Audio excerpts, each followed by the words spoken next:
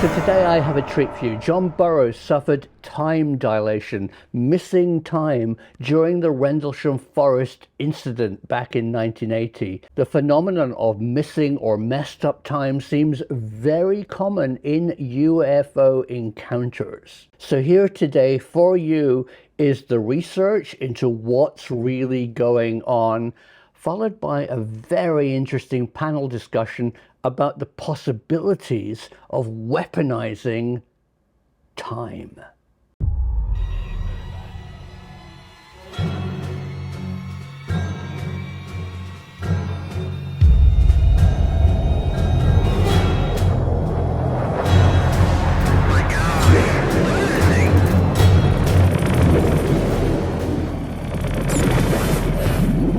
These things are real. They're here. This is happening now. A light appeared, and like a blue bar of light hovering over the road.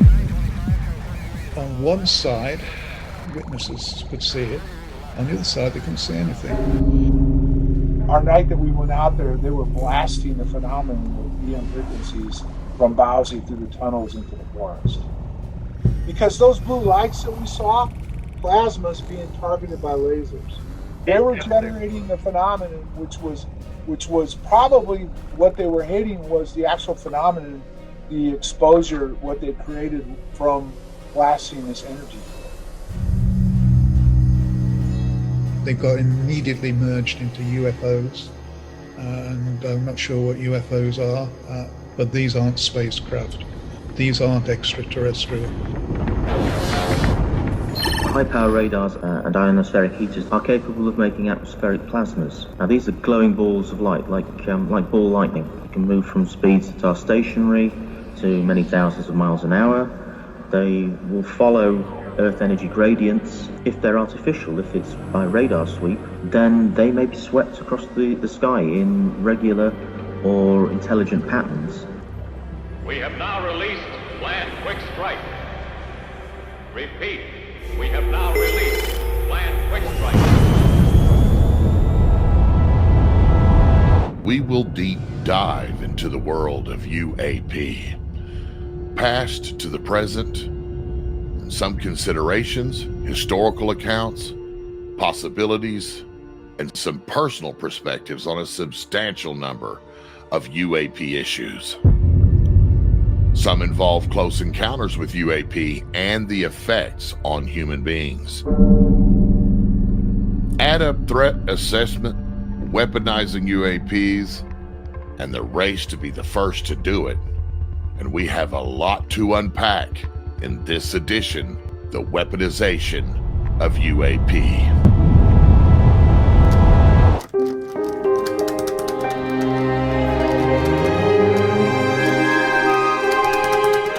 Yesterday's science fiction, today's reality. You want to hear something really nutty? I heard of a couple of guys who want to build something called an airplane. You know, you get into it, you fly around like birds. It's ridiculous, right? And what about breaking the sound barrier, rockets to the moon, or atomic energy, or missions to Mars? Science fiction, right? Spectrum Blues by Steve Misrich.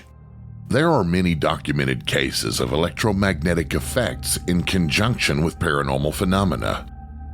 Similarly, UFOs and other paranormal occurrences often cause interference with car engines and other electrical equipment. And some feel UFOs hovering near power lines may cause blackouts. Those who have seen UFOs often receive dehydration and eye burn as a result of high-frequency actinic UV radiation. The presence of unusual EM activity, windows of paranormal activity, is often demonstrated by the tendency for compass needles and other electronic instruments to behave wildly. It has been demonstrated that very low frequency waves of greater wavelength than conventional radar cause interference with electronic equipment. such waves being generated by a thermonuclear explosion. This is known as hero effects and is a recognized danger by the military. High-frequency EM waves, microwaves, X-rays, cosmic rays, etc., are dangerous to organisms because of their heating effects on tissue. Some of the recent research suggests that EM behavioral effects include changes in perception, circadian rhythms, and other biological clocks, reaction time and reflexes, and orientation navigation ability in animals. Some reports feeling of disorientation and nerve paralysis or discomfort. Others suggest that there may be effects at the cellular level, and that, to wit, cells are rapidly oscillating semiconductors, perhaps due to properties of RNA or calcium oxidation in the cell membrane. Some researchers in this area, Becker and Marino, feel that DC current stimulates cell growth and regeneration, and that conversely, wrongly tuned EM fields may have adverse health effects, possibly causing cancer, natal problems, and cataracts, among other disorders reported. EM fields surrounding the body may be a form of bioinformation, the organizing fields that tell cells in the body where to go and how to function. Further, organisms may use EM waves to transmit information. This is, after all, how many insects send signals from one antenna to another. The possibility of human telepathy may be just such a form of transmission. Biological radio has fascinated many scientists. Unfortunately, some of the evidence for the hypothesis is weak because ESP clearly works in EM-shielded Faraday cages. One might surmise that some of the ESP transmissions may occur through previously undocumented and unshielded types of radiation, and only partially in the spectrum blocked by the cage. Certainly, the fact that ESP does not fall off in range like most other signals it worked out in space suggests that it's not a standard form of EM wave. It is the fact that EM energy may cause perceptual changes that may be of most interest to paranormal researchers. Andrea Pueric has found that ELF waves may indeed have the ability to control behavior if they are at beta wave 5 to 8 Hz frequencies, and that various agencies have researched the possibility of behavioral control in this area. Some EM phenomena generated in those zones, in particular the so-called Earth lights, are very physical and real. The very odd behavior of some will-o-wisps, spook lights, or ball lightning has suggested to Vincent Gaddis and others that these may be forms of intelligence, electro-animals with purposive behavior. One simplistic explanation of the Fortean occurrences in these areas is that contact with these EM entities produces hallucinations and causes the person to see whatever his belief system is likely to accept. A flying saucer, a hairy ape, a ghost, an angel, a talking tree, or whatever. An alternative explanation advanced by Paul Devereaux is that these energy balls are subject to psychokinetic molding into whatever we want to see.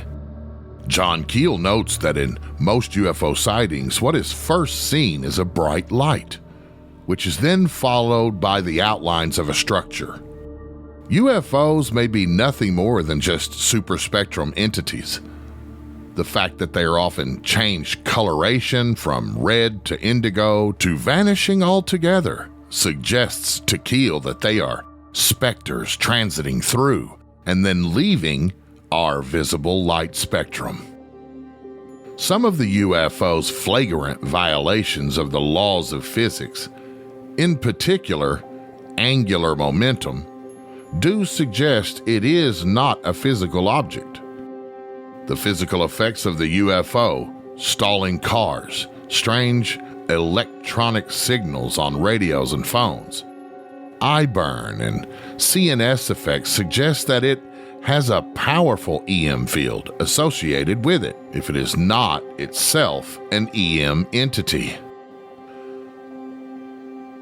The exploration of the electromagnetic basis of life and consciousness has just begun, and is the terra incognita bound to contain a host of surprises? Who knows what we might be able to see in those rare superspectral windows? Many of the UFO entities claim to come from other time and another light. This may be a garbled way of explaining that they exist beyond the known or knowable EM spectrum. One day, we may figure out how to use these gateways in the same way that the superspectrum entities do, and use them to travel to other realities. Timing and time perception, June 2020. Scene and object violations cause subjective time dilation. Authors Jason Clark and Michaela Porobanova. For a given physical duration, certain events can be experienced as subjectively longer than others, an illusion referred to as subjective time dilation.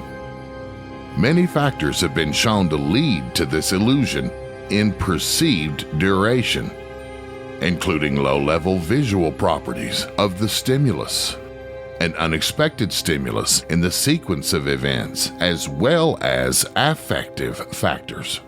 Here we report the results of 2 experiments in which we tested for the influence of scene and object knowledge on subjective time dilation. Based on the results of earlier studies, we predicted that the visual scenes and objects containing semantic violations would be judged as lasting longer than controlled stimuli. The findings from both experiments indicate that the stimuli containing semantic violations were judged to be present for longer than stimuli without semantic violations. We interpret our results to mean that neural processes that encode for perception of duration can operate on conceptually integrated scene and object representations. We further conjecture that the underlying neural code for duration perception is likely correlated with the amplitude of neural activity expended on the processing of incoming sensory information.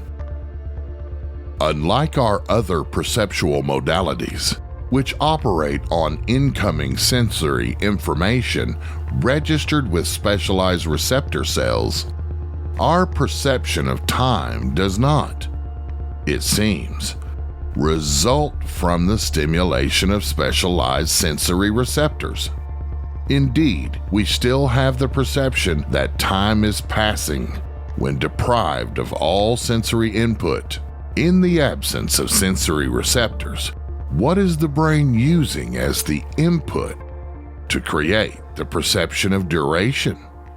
The evidence presented here, combined with that from other studies, suggests that one factor is the efficiency with which the stimulus is encoded by the brain and the concomitant neural activity.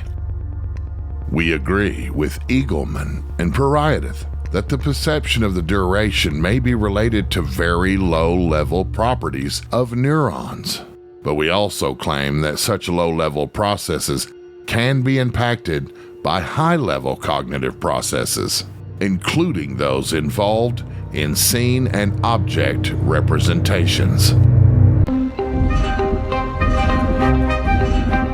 One of the most fascinating scenes in the movie Contact developed from Carl Sagan's book, when the representative of Earth Dr. Arroway eventually arrives on what appears to be a sandy beach after a journey halfway across the cosmos. If you look closely, the bent palm trees on the shoreline mirror the shape of a drawing the young Arroway made as a child, which we see at the beginning of the film. Intrigued, Arroway reaches out towards the sky above and pokes a finger into the edge of her perception, causing ripples to appear in her reality, confirming that while this all seems real, it isn't. Exactly, somehow, real. For someone trapped in a highly time-dilated bubble, time outside the bubble will be passing slowly due to the quirks of relativity, while time inside a region of high time dilation will appear to move slowly. Time outside the time dilation bubble will appear to be passing slowly for someone inside it.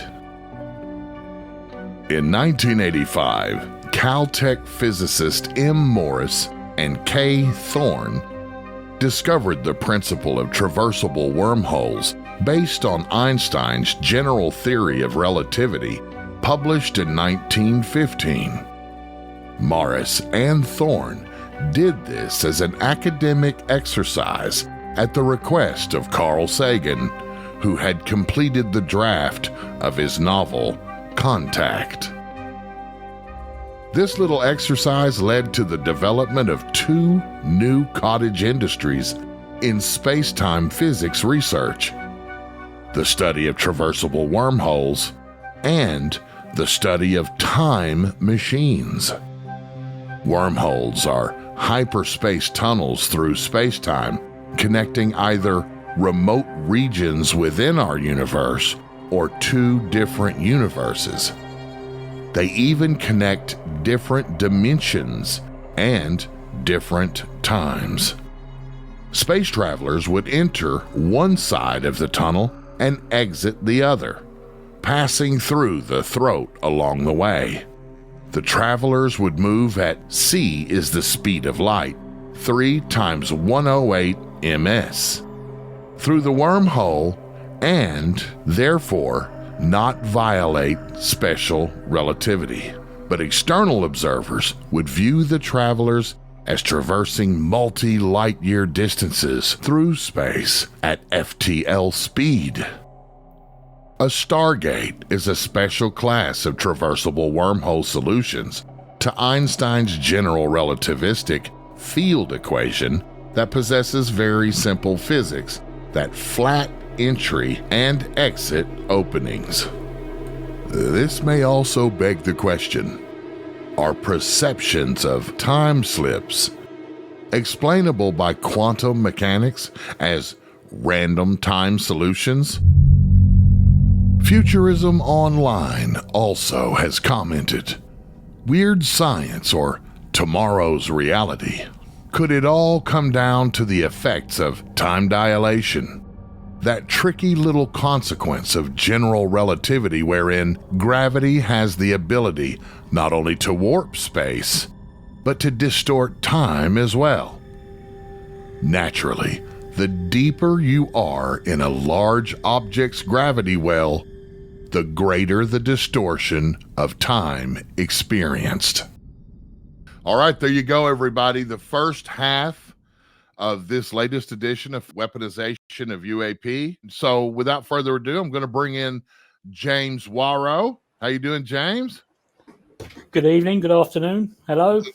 The professor. How you doing? Hey, everybody. Hi. Greetings from France. And John Burroughs. All right, John. Hey, everybody. Right. You know, this show was very heavily into, gravitational information and time dilation. Time dilation is a very, very important layer in this game. And so, I want to get right into it. I don't want to let the iron cool off here. John, in your experience, did you ever have any time dilation? What time dilation did you experience in Rendlesham Forest, if so? Well, it has to do with, at least on night 3, where Adrian Bustinza saw me go in, or the whatever it was, I guess a plasma or whatever it was, came over the top of me and I disappeared. And that's probably when I went into the time dilation bubble that's been verified. On night 1, when we met back up with the group of people, my watch and Penniston's watch were both 45 minutes slow. So based on what you just learned about time dilation and, what we experienced and what they were working on in the area at the time, there's a good chance that, yes, night 1 and 3, I experienced time dilation. My goodness. Time dilation, it's a heavy layer, and knowing that you guys had like 45 minutes. You said yours and Penniston's watch was 45 minutes off? Yes, they were both 45 minutes slow. What about Cabanzak? Did he ever have any? We didn't question that. I don't remember him commenting on it. I don't even know if he had a watch on. So it was just brought up that at the time, what time was it? We hadn't even looked at our watches, and they told us what time. You're kind of looking at your watch at the same time. Of course. I saw mine was slow, and Penniston, I said, wait a minute, mine's 45 minutes slower. And Penniston said, Dave, so's mine. So that's, I don't know about, as far as Cabanzak, if he was even wearing a watch at the time. So, but it did happen. It did happen. There was time dilation involved on the 3rd night. Well, I guess I need to move over to James, because James he's the scientist that put all of this together, the wordsmith that goes and finds all this research and all these documents and all these reports and all of these papers that are written. James, can you tell us about the effects on the human body, during these phenomena encounters, and especially people's perception of missing time? Well, especially in John's case, there seems to be some kind of anesthetic, almost. One would probably be the best thing that you could take from this. For instance, so many people have been under general anesthetic. For instance, you go under, you wake up, all of a sudden, it's like 2 hours have gone, and there's nothing. That to you, you've just gone to sleep and woken up. And for some reason, this seems to be quite prevalent in not only John's case, but other cases as well. I mean, you get these cases of balls of light hovering over, following cars, and then the next minute these people get engulfed in this light. Then all they can remember is driving either in the opposite direction or being further down the road than they could account for. Now, whether or not it's again a physical thing, are they being transported, or is it a mental thing whereby there is some kind of underlying it's like a suspended animation almost, whereby there's nothing that can explain where and why, unless you've got an outside observer on what has actually occurred. Now, what's really unique with John's case is the fact that there was an outside observer that's come forward, which is Adrian Bustinza, to witness what happened to John. Now, John's recollection, as far as I'm aware, please correct me if I'm wrong, John, but all you remember was a light above you and then disappearing. Yet, from the outside observer, there was a lot more time passed, according to Adrian Bustinza's observations and account, compared to what you experienced. Now, again, the only rational thing you can equate that to physically, mentally, is a form of anesthesia. As well as there's other things, obviously, with near field effects, tissue damage from 300 gigahertz, I think it is, which is terahertz, in between infrared and microwave emissions, which is being looked at obviously by Dr. Green and others there. But that's more in relation to advanced aerospace systems. We still don't actually understand what what it was that John was encountering. There's many kind of different ideas, even from Gary Nolan and Dr. Green and even Harold Putoff. You know, there's different sort of ideas on what actually occurred. But what can be ascertained is that he did experience a form of time dilation. And how would you, like for instance, let's just quote from Dr. David Clarke's paper when he was discussing the Project Condign report. In his summary, Ron Haddo, the author of the Project Condign, recommends that UK military should investigate potential methods whereby plasma could be harnessed and used as advanced weaponry. Now, what kind of advanced weaponry are we looking at there? Are we looking at something that can literally turn someone off, go round them, turn them back on again, and then they don't know? Now, in a military setting, that is something, if you could harness that in a military setting, for instance, it would completely alter the scope of any kind of warfare that was out there, and if everyone had that kind of technology, it would be null and void. It would almost be a stalemate, which is why some of these, I believe, entities of government and intelligence officials are very interested in that aspect, literally because of the weaponization of whatever this is, whether it's propulsion or whether it's making people go to sleep, even like a suspended state of animation, and it all has sort of military aspects, military potential.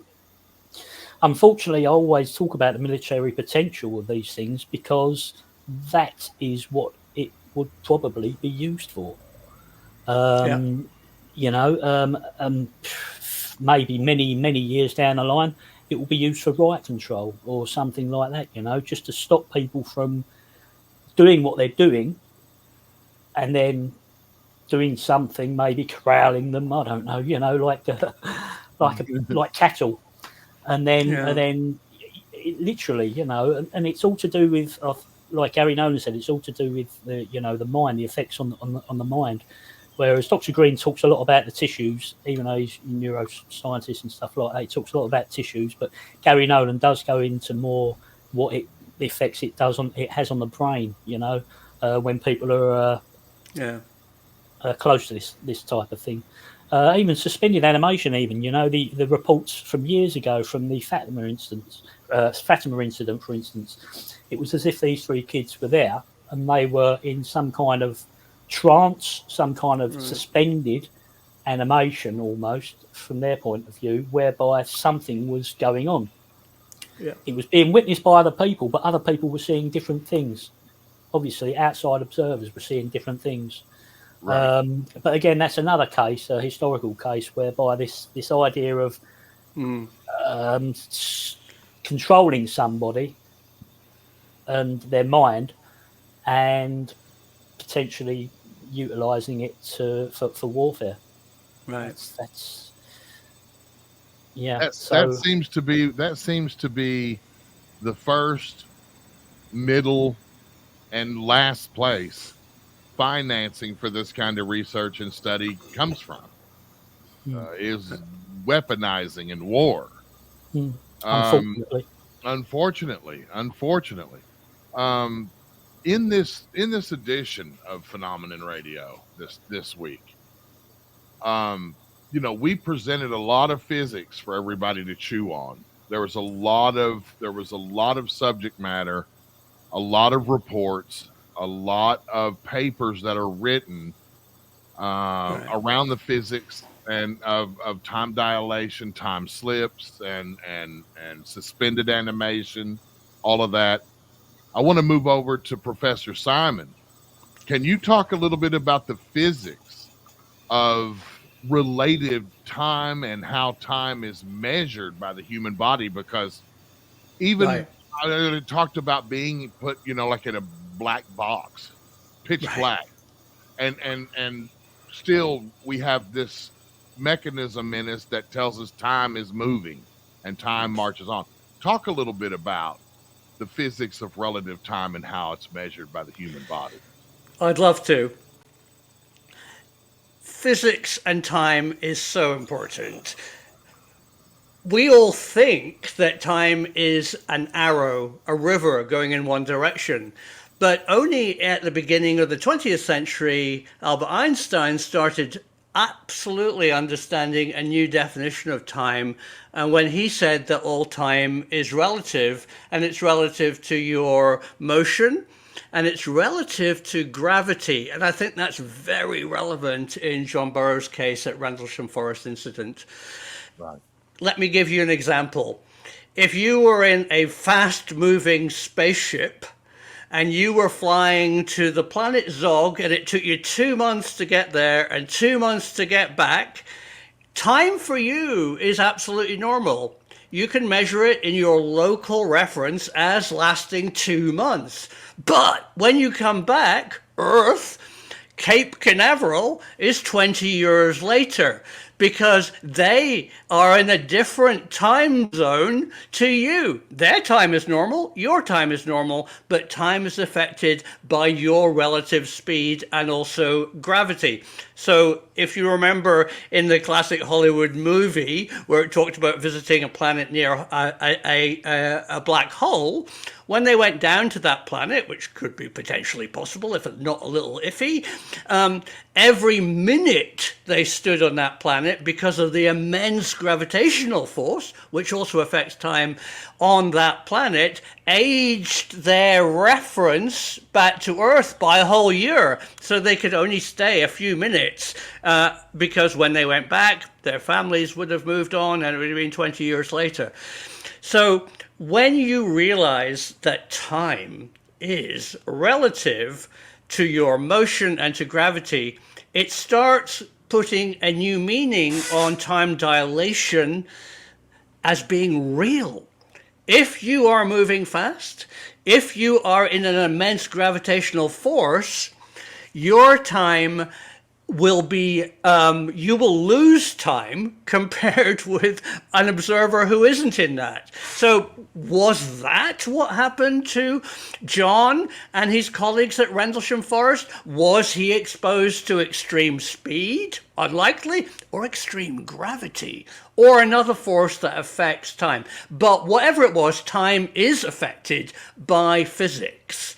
And I think that's fascinating. And race, yes, in the film, and you've just raised this brilliantly, the human body has an ability to still measure time without our senses. So when we're cut off eyes, ears, nose, and touch, we can, as a human, still measure time. So it's independent of our senses, which is really interesting. And it raises a very interesting question that I've always had, I think from a child from reading comics. What if aliens are on what I call a different time base? Imagine their clock speed, their internal clock speed is 1,000,000 times faster than us, and they visit. We would never see them. They would be invisible or an incredible blur. Or imagine an alien that was so slow that we would think it wasn't alive and it was a rock, but because its time base was tiny. So I think you need to understand some of the effects of physics. And as James has just said, if you can understand and harness real physics that does exist, I mean, you can fly a clock around the Earth in a fast-moving airplane, and it will go slowly compared to the one on the ground. People have done that. It really works. So there is an actual methodology, a weaponization possibly, of time dilation. It's not just a woo-woo effect. It's real. It's there in physics. And I want to do something a bit different just to close, because I'm done now, is I'm actually going to set everybody a quiz question, our wonderful viewers. And that is this. You're driving down the road in a car, very, very close to the speed of light at night, and you switch on your headlights. Does the headlights remain black? Because, of course, you're very near the speed of light and the light can't go faster than the speed of light.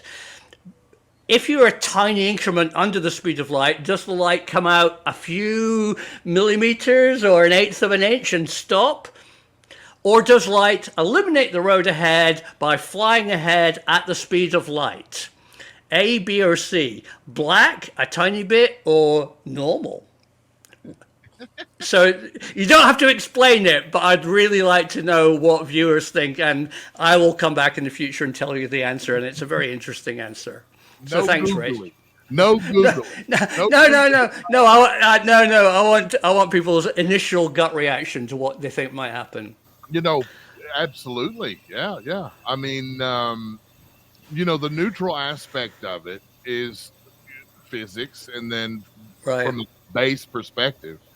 But time slips, wormholes, time dilation, gravitational potential, mass. I mean, we give it all to you. We give you examples from history where you can go do your own research. All of this that we put and present to you, that we put together and present to you, is meant for you critical thinkers to get out there and take this and expand on your knowledge and get it right so that you can present good, solid knowledge to everybody that has an interest in it. And that's what perpetuates a stronger column of people that are involved in what we're doing. I've got another question I want to pose to John real quick about the military weaponization of time dilation. How effective, John, would it be as a weapon if the military could alter an enemy's perception of time? I guess the best way to explain it is if you have, say, a tank going along and they're trying to lock in with, I think it's a harpoon or whatever they would try to destroy it with. And once the tank, if it had the computing ability to know it was getting, like the aircraft do, that they're getting locked on, they could activate the time dilation bubble, which would slow it down. And the actual reality would be that the tank would probably disappear like cloaking. And if they fired the missile would miss the tank completely because the tank is in a different reality. So that would be the easiest way. You could do that with aircraft. You could do it with a lot of things. In fact, you could even do it with a group of people if they had the ability small enough to carry it on themselves, that you could actually cloak them into an area and they could be moving around doing stuff, and the enemy would have no idea where they were at. That right there is some spooky shit. That's heavy. What an example! Great example. What are your guys' thoughts on disclosure, confirmation, the book coming open on United States government and what they're going to be able to say and what they're not? James, let's start with you. I can wholeheartedly understand why things will be kept secret, just through some of the things that have the potential to do physics-wise, what they might be able to do. I think what worries me more is this type of thing, rather than the odd rumor that used to fly around that aliens were working with the military in underground bases. To me, that's not half as scary as some of the other things that could potentially change our world. But then there's also that other side of things. NASA are also looking at, with Harold Sonny White, they're also looking at propulsion methods and utilising warp bubbles and things like that. Now you got always questioning yourself: why are there two things going on? Why isn't this a combined effort? Why are there two separate things going on? Why may have something to do with the classification behind some of the stuff that is potentially being worked on. Okay, Professor, you next. Well, I'm very robust on this subject. I really do respect national security, and I think things should be kept secret if it protects the population or whoever or whichever country.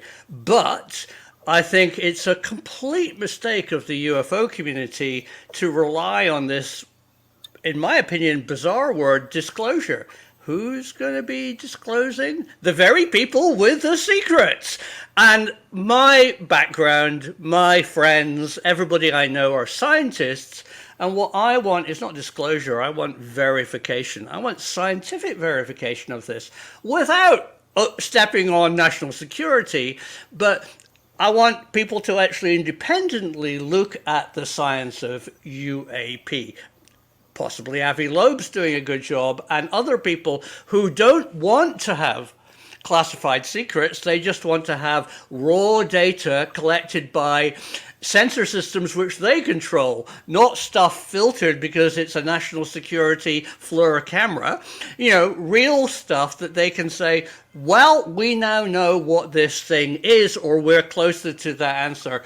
So for me, science is the answer, and not relying on Congress in any country to actually tell us what's going on, because they have a really strong vested interest not to tell you what's going on. So that's my very strong opinion. And a good one. Very, Thanks. very well said. I'm 100% with you, Simon. John, let's go to you next before we wrap up here.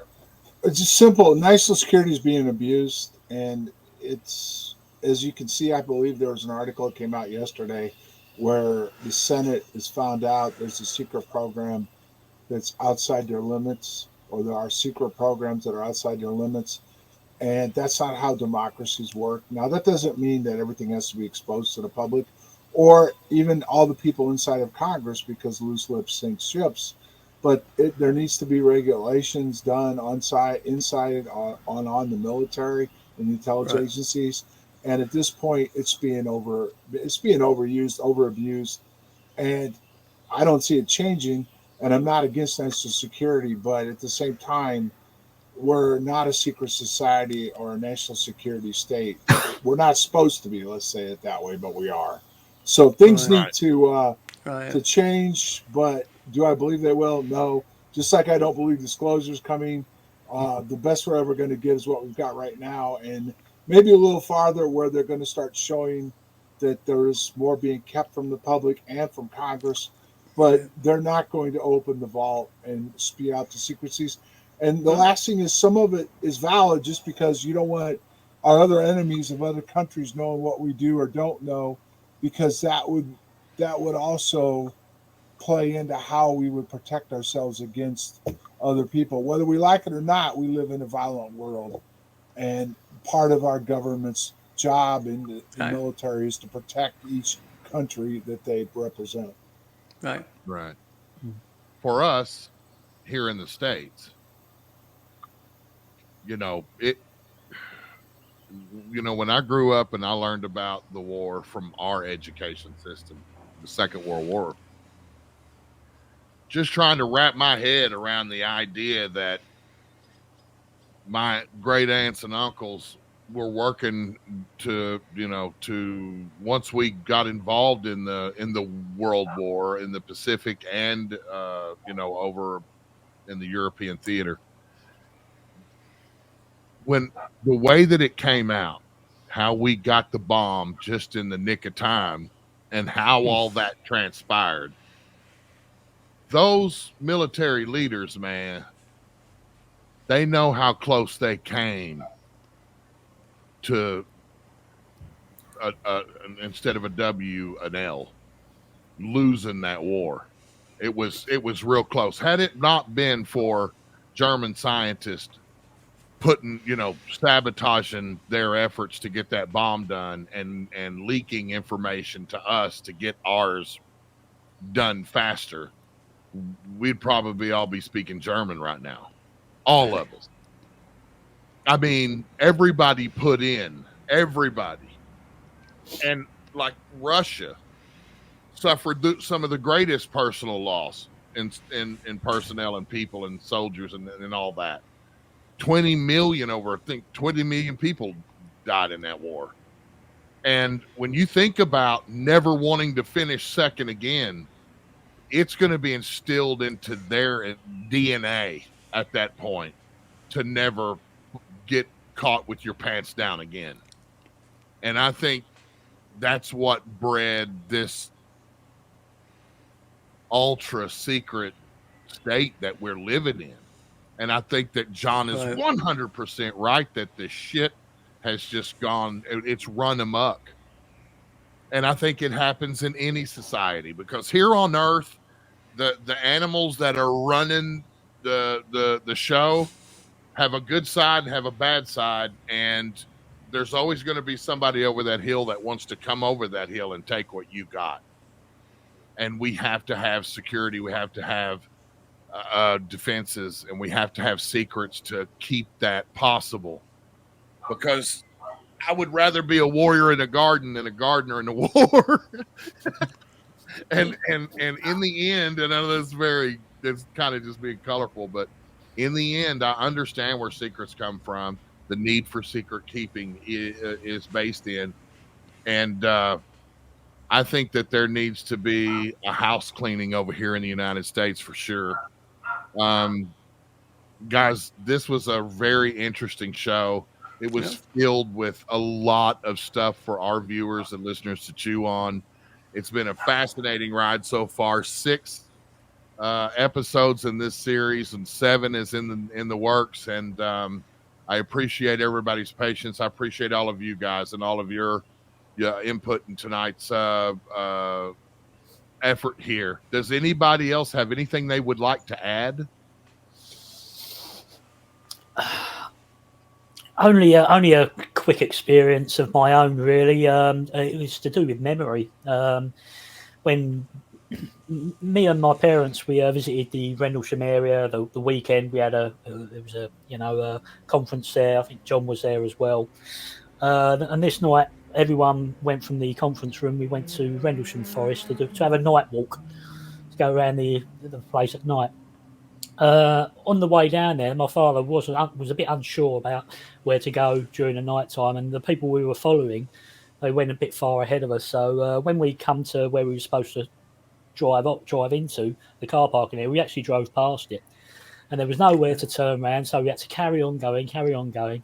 We got to the little village, we'd done a U-turn, came back, and as we come back, we're doing about between 35, 45 mile an hour along these embankments and inclines and that, and all of a sudden the electrics went on the car, the lights went out, everything went out, apart from the fact that we were still driving.